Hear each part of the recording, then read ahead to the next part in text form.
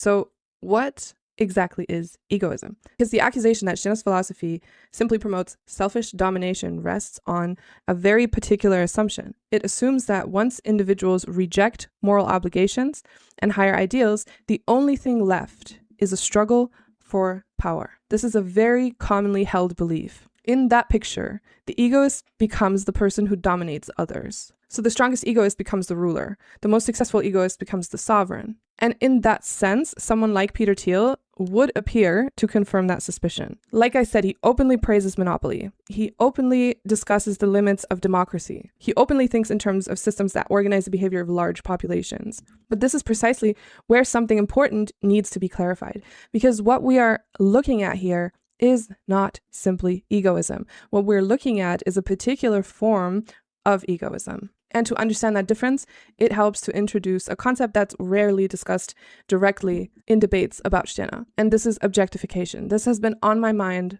for such a long time. It's so important to discuss in relation to Stille's work. So, objectification occurs when individuals are reduced to roles within structures, roles that allow them to be classified, predicted, and governed.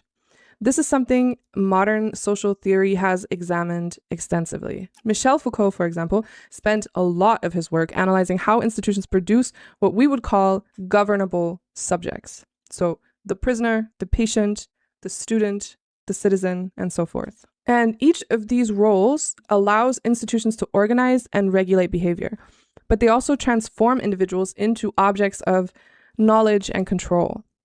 And similarly, Deleuze and Guattari talked about how systems like capture flows and stabilize them inside larger arrangements like states, markets, bureaucracies, apparatuses of capture. And these systems require individuals to appear in like predictable forms: workers, consumers, taxpayers, users, data points.